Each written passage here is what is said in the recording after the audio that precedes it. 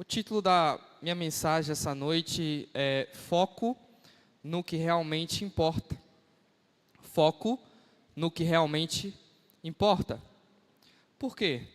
Porque muitas vezes nós temos a tendência a nos distrairmos. Nós sabemos que nós temos alguns inimigos aqui na terra. Nós temos como inimigo o diabo, nós temos como inimigo o mundo e nós temos como inimigo a nossa carne. São muitos os inimigos e também são muitas as distrações. Eu vou começar a ler logo mais, de novo, o livro O Peregrino. Alguém aqui já leu O Peregrino? Já vi várias pessoas aqui. Esse livro conta a história de um cristão, a sua jornada como cristão até a pátria celestial. E ali acontecem muitas distrações nessa jornada. E assim é conosco. São muitas as distrações. E é interessante que o Senhor Jesus, na sua oração sacerdotal, ele fala que nós cristãos, aqui na terra, nós estamos em missão. Aqui na terra nós estamos em missão.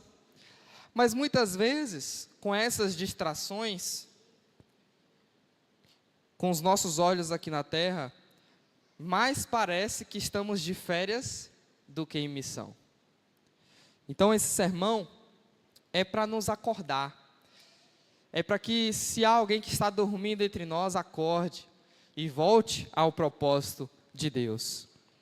Ainda mais que acabamos de entrar no segundo mês do ano, estamos no início do ano. Então, esse texto que nós vamos trabalhar, Lucas 12, versículos 3 a 21, ele vai nos mostrar um homem que estava preocupado com coisas terrenas. E Jesus chama ele para coisas mais elevadas, superiores, coisas mais importantes, coisas mais necessárias. Ok? Antes de adentrarmos no texto, eu queria te dar um pouco do contexto. Desde o início do capítulo 11, muitas coisas aconteceram, e a maioria delas relacionadas aos fariseus. Jesus, ele bate forte contra os fariseus. Os fariseus disseram que o poder de Jesus era poder do diabo. Os fariseus eram incrédulos, pediram um milagre a Jesus. Os fariseus, querendo fazer média, querendo fazer amizade com Jesus, convida para a casa dele. Mas Jesus, ele não é um homem de fazer média. Porque, não sei se os irmãos estão lembrados da minha última mensagem aqui. Antes confiar em Deus do que nos homens. Jesus, ele confia em Deus. E Jesus, ele censura os fariseus e os escribas. Se você olhar no final do capítulo 11, é isso que Jesus vai fazer. Ele vai dizer que os fariseus, eles são hipócritas. Eles se preocupam muito com o exterior e pouco com o interior. Então, no início do capítulo 12, Jesus, ali com uma multidão ouvindo ele, milhares de pessoas, provavelmente até 10 mil pessoas estavam ouvindo Jesus. Ele começa a dizer, tanto para os seus discípulos como para aquela multidão, que os fariseus são hipócritas e todo mundo vai saber disso. Só que, se os fariseus eram os líderes da época, e eles são hipócritas, e Jesus veio para bater contra isso, então quem quiser seguir a Jesus vai ser perseguido, assim como Jesus é perseguido também. Então, ao longo do capítulo 12, ali, a partir do versículo 4, Jesus começa a dizer que os discípulos dele devem temer mais a Deus do que os fariseus, ou até mesmo Roma, e qualquer que for aquele líder que se opor à verdadeira mensagem do Evangelho. Não fiquem com medo, meus discípulos, porque antes temer a Deus, que pode lançar. Jesus falando de coisas eternas, salvação, coisas solenes, coisas muito sérias. E aquela multidão em silêncio, ouvindo com muita atenção, os olhos arregalados, ouvindo coisas que eles nunca ouviram até agora. E Jesus ali pregando o Evangelho. E de repente, levanta um homem no meio da multidão, levanta sua mão e quer falar com Jesus. Eu imagino que quando aquele homem levanta, eu penso que toda a multidão espera que aquele homem fale uma coisa muito importante. Afinal, ele interrompeu o rabino Jesus pelas coisas importantes que ele estava falando. Mas aquele homem levanta e diz: mestre, diga meu irmão que reparta comigo a herança. Provavelmente esse homem, ele pede isso a Jesus, talvez porque ele fosse o irmão mais novo. E pela lei, quem tinha o direito à herança era o irmão mais velho. Mas Jesus lhe responde: homem, quem me nomeou juiz ou repartidor entre vocês? Ou seja, aquele homem, ele estava interrompendo um discurso seríssimo de Jesus, um discurso sobre a eternidade, porque ele estava preocupado. E além disso, ele estava atrapalhando as outras pessoas de ouvirem o evangelho, porque este homem estava preocupado com a sua herança, com o dinheiro, com as coisas dessa terra. E aí Jesus diz: quem me nomeou juiz ou repartidor entre vocês? O que Jesus está querendo dizer aqui é o seguinte: eu vim para dar salvação eterna às pessoas. E você está querendo que eu resolva seus problemas materiais? Seu problema financeiro, que vai perecer, que vai enferrujar?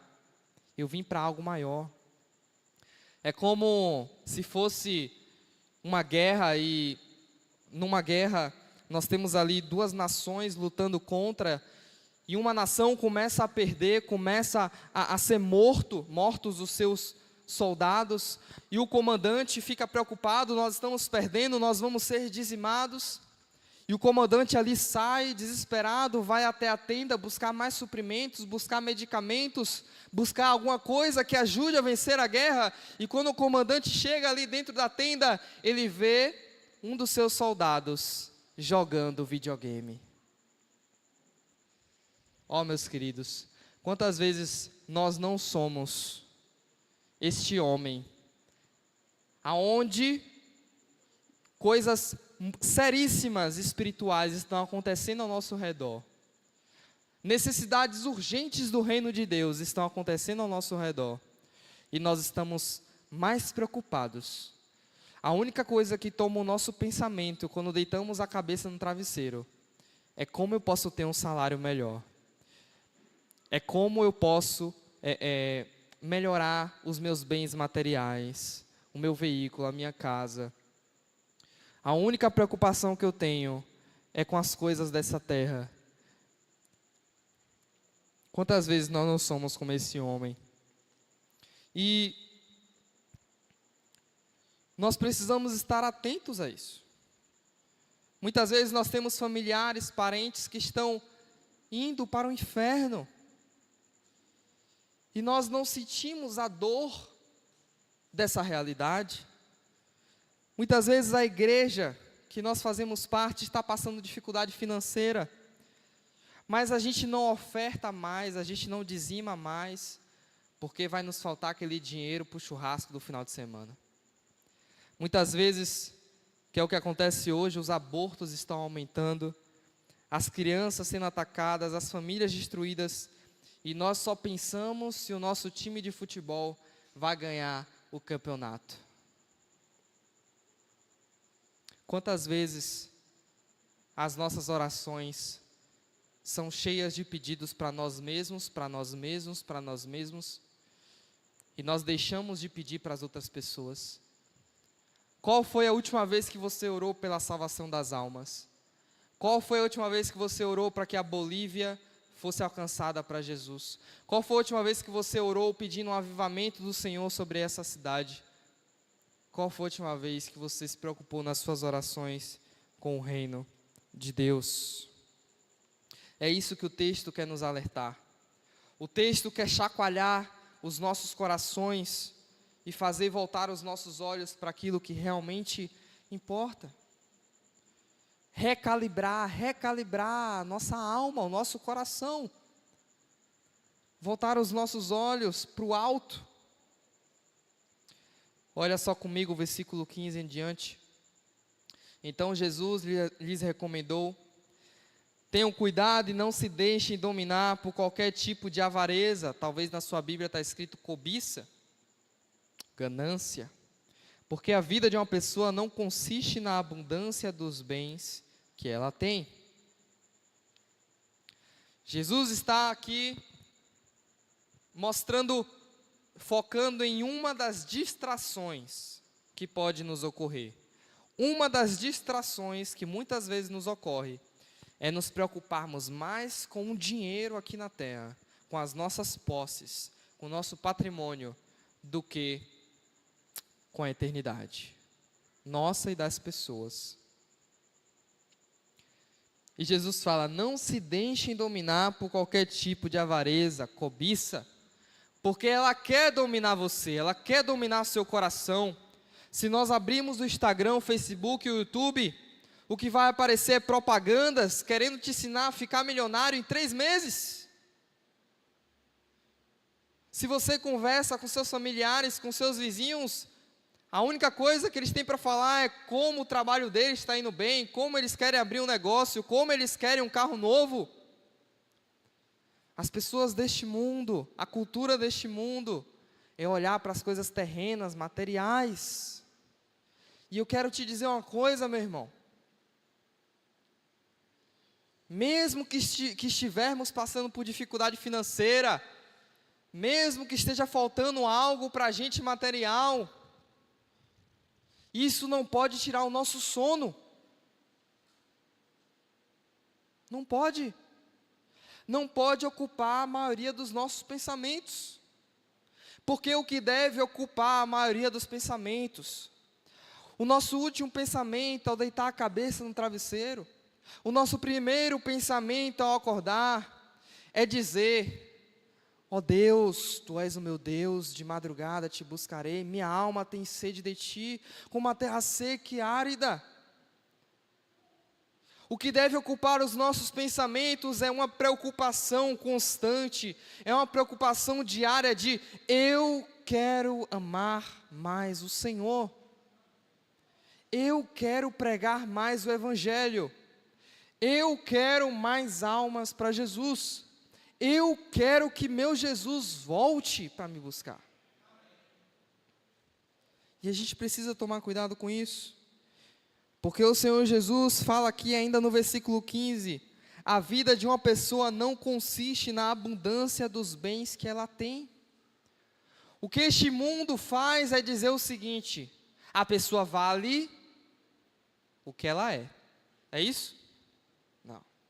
A pessoa vale o que ela tem.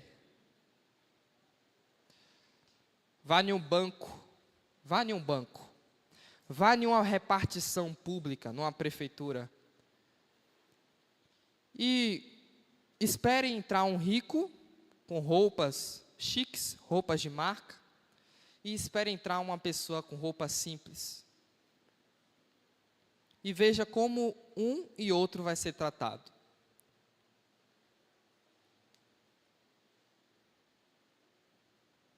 Eu e Tayane, nós vamos fazer a nossa cerimônia no dia 24 de fevereiro.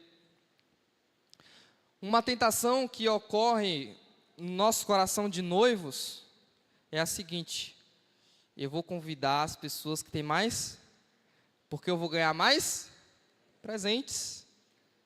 A todo momento, em muitas situações, nós estamos pensando sempre isso: nós valemos, nosso valor é o que temos. Essa é a cultura do mundo. Mas Jesus, ele traz outra cultura. Ele diz: a vida de uma pessoa não consiste no quanto de bens materiais ela tem.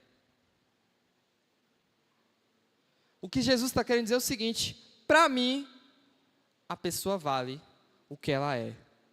E o que ela é tem que estar em mim, que sou o Salvador e Redentor dela. E aí, para Jesus ilustrar isso, de uma maneira mais fácil, ele começa a contar uma parábola a partir do versículo 16. E Jesus lhes contou ainda uma parábola dizendo: o campo de um homem rico produziu com abundância, com muita fartura. Então ele começou a pensar: que farei? Pois não tenho onde armazenar minha colheita. Até que disse: já sei, destruirei os meus celeiros, construirei outros maiores, e aí armazenarei todo o meu produto e todos os meus bens.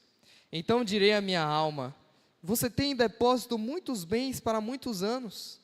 Descanse, coma, beba e aproveite a vida. Mas Deus lhe disse: louco, esta noite lhe pedirão a sua alma, e o que você tem preparado, para quem será? Assim é o que ajunta tesouros para si mesmo, mas não é rico para com Deus. Jesus, ele dá o exemplo de um homem que era egoísta, só se preocupava consigo mesmo. A vida que ele levava aqui na terra, a preocupação era só o seu bem-estar, só o seu prazer, ele não pensava nos outros. Ele não refletia sobre a vida. E então, a sua colheita, dando muita fartura, podendo colher muito. E ele já sendo rico, ele em nenhum momento ele pensa em ajudar o mais pobre. Em nenhum momento ele pensa em um familiar que não tem uma casa, não tem necessidades. Mas a grande ideia que ele tem, com seu coração egoísta, é a seguinte: eu vou destruir os meus celeiros, vou construir depósitos maiores, vou guardar tudo e vou me aposentar cedo e vou curtir a vida, e os outros eu não quero nem saber. Mas aí, meus queridos, ele é surpreendido. Ele é pego de surpresa. E aí, Deus fala para ele: você é louco. Outra tradução disso aqui pode ser: você é um tolo. Porque hoje mesmo você vai morrer. E o que é que você fez com a sua vida até aqui? O que é que você fez com a sua vida que valeu a pena? O que é que você fez com a sua vida que vai ficar para a eternidade? O que é que você fez com a sua vida que abençoou os outros? O que é que você fez com a sua vida que não vai ser algo que vai ser enterrado com você no caixão? E esse é o alerta para as nossas vidas. O que é que nós temos feito com as nossas vidas? Talvez nós estejamos vindo aqui quinta-feira, domingo de manhã, domingo à noite. Mas o nosso coração, ele não está na eternidade, no reino de Deus. Nós nos acostumamos com o culto. Nós nos acostumamos com a vida de crente normal, aquela rotina. Mas não preocupa os nossos pensamentos fazer mais para Deus, ajudar mais pessoas. Como é que eu posso ser mais útil esse ano? Como é que eu posso fazer avançar mais o reino de Deus esse ano? Será que um pensamento desse passou pela sua cabeça, passou pela minha cabeça quando a gente fez as metas para esse ano? É interessante que lá em Êxodo, no 7º ano de alguém que semeava, a lei dizia: não colha no 7º ano, para que os pobres possam ir até o seu terreno e colher para eles, para que eles possam comer, e os animais também. Quando a gente olha a história de Ruth, ela fala com Noemi: eu vou ver se alguém me permite entrar em seu campo para que eu possa colher feixes para que a gente possa se alimentar. Mas este homem, ele só estava preocupado consigo mesmo. Ele não se preocupa com os pobres, ele não se preocupa com as pessoas, só consigo. E quantas vezes nós já perdemos a sensibilidade de que os nossos amigos, os nossos vizinhos, estão indo para o inferno. Que os nossos conhecidos, eles odeiam a Deus e eles são filhos de Satanás. Perdemos a sensibilidade. Já não passa mais isso pela nossa cabeça. A gente conversa com eles e fala sobre futebol, sobre a nossa cozinha, sobre o bolo que vai fazer, sobre o jornal, sobre o acontecimento que teve semana passada, mas não passa a preocupação pela nossa mente. Essa pessoa está perdida. Quando estamos orando, nós pedimos: ó Deus, dá-me algo novo, dá-me um carro melhor, dá-me uma moto, dá-me seja lá o que for, um emprego, não sei. Mas não passa, a gente perde a sensibilidade de falar: Senhor, salva aquela alma perdida. E esse texto, essas palavras de Jesus, quer nos acordar, quer recalibrar o nosso coração, fazer voltar os nossos olhos para o que importa. O que importa, meus irmãos? O que importa é a eternidade. O que é que nós temos feito com as nossas vidas? O que é que você tem feito com a sua vida? Se você morrer hoje, olhando para trás, o que você tem feito nos últimos meses, nos últimos anos, será que você pode dizer assim: eu coloquei o reino de Deus em primeiro lugar, e pensei mais nos outros do que em mim, como fez o meu Senhor Jesus Cristo?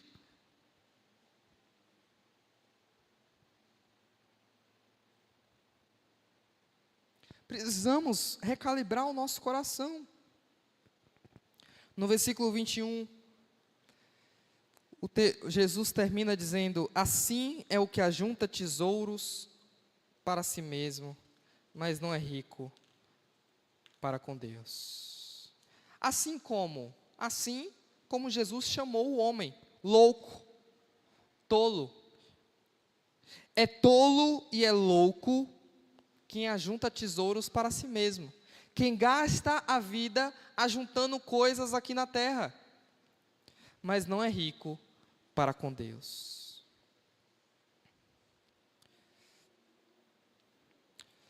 Pode passar pela nossa mente: então, pastor, é errado ser rico?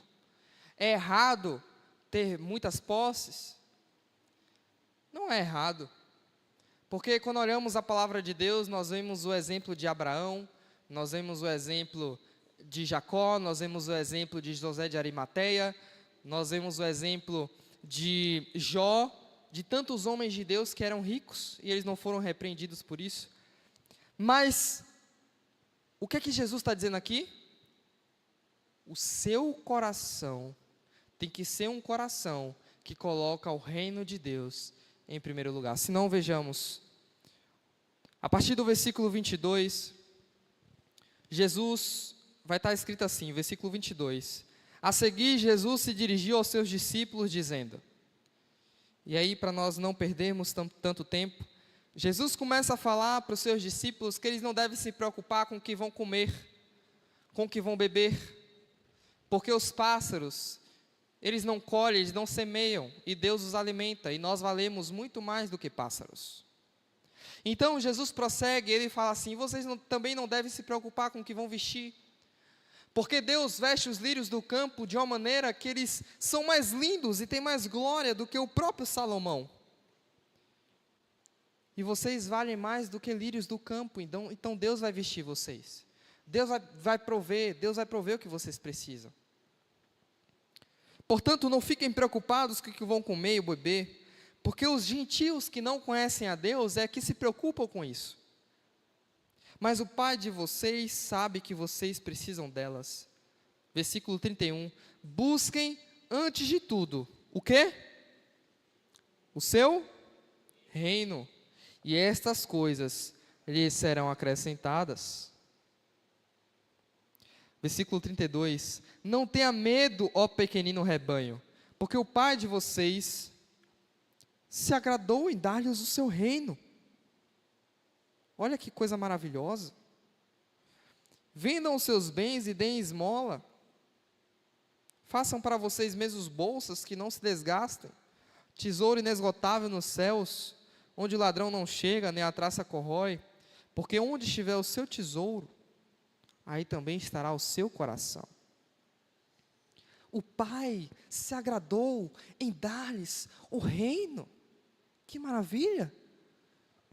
Será que você se alegra com isso? O reino é nosso. As promessas, a aliança, a eternidade, Cristo, é tudo da gente. Meu e seu. A filiação do Criador. E por que Jesus ele fala para os seus discípulos não se preocuparem com o sustento deles, logo depois dele falar do perigo da ganância, da avareza, da cobiça, de querer ficar ajuntando coisas? Porque Jesus ele está fazendo o contraste. Se os ímpios, as pessoas que não são cristãs, as pessoas do mundo, se elas se preocupam totalmente em ajuntar tesouros, nós que somos crentes, a nossa preocupação é com o reino de Deus. Só que aí, como nós não estamos preocupados com o dinheiro, nós estamos preocupados com o reino de Deus, nós podemos ficar ansiosos. Como é que eu vou comer? Como é que eu vou beber? Como é que eu vou me vestir? Aí Jesus fala: vocês não têm pai, não? Ah, vocês têm pai. As pessoas do mundo, elas se preocupam com o dinheiro porque elas não têm pai. Então elas têm que ficar correndo por todos os lados, tentando arranjar o próprio sustento. Mas vocês têm pai, e o pai de vocês é soberano. Então vocês não precisam ficar procurando ajuntar tesouros na terra. Vocês podem focar os pensamentos de vocês totalmente no reino de Deus, porque o Pai de vocês vai prover o necessário para vocês. Entendeu? Vocês podem descansar. Vocês podem dormir tranquilos. Vocês podem deixar de ficar ansiosos por causa de dinheiro. Porque o Pai de vocês, antes mesmo de vocês orarem para pedir alguma coisa, já sabe do que vocês precisam. Então foquem os pensamentos e a sua vida, em primeiro lugar, buscando o reino de Deus. Amém? Glória a Deus. Então, meus queridos, essa é a mensagem que o Senhor Jesus traz para a gente. E aqui nós estamos perante uma decisão. Se você estava ansioso até este momento, se você não estava conseguindo dormir, se você estava preocupado, além do necessário, com o dinheiro, com o que falta na sua casa, aqui está agora uma decisão para você tomar. Você vai crer que Deus é seu Pai? Porque se você esta noite crer que Deus é seu Pai, você pode descansar. Você pode chegar em casa esta noite e descansar a cabeça no travesseiro e dormir tranquilo. Porque Deus, Ele cuidou sempre de você. Ele cuida de você. E Ele vai continuar cuidando de você. Se você continuar preocupado e correndo para um lado e para o outro, pedindo a todas as pessoas: meu Deus, o que eu vou fazer? Perdendo noites. Preocupado com o que falta na sua casa e como ter mais, você vai ser tolo, você vai ser louco, você vai jogar o seu tempo, a sua vida fora. Mas coloque o reino de Deus em primeiro lugar. Recalibre seu coração essa noite, porque você tem um Pai que cuida de você e de mim. Deus, obrigado, Senhor, por Cristo Jesus. É o Senhor Jesus que possibilita que tenhamos o Senhor como Pai. Obrigado, meu Deus. Obrigado porque nós éramos ansiosos antes de conhecer Jesus. Este mundo, ele é um mundo ansioso. Este mundo não tem Deus, então ele faz o dinheiro o seu Deus. E nós éramos assim. Obrigado porque nós podemos descansar hoje, Pai. Porque nós entendemos que o Criador do mundo é nosso Pai hoje. Obrigado pela paz que excede todo entendimento.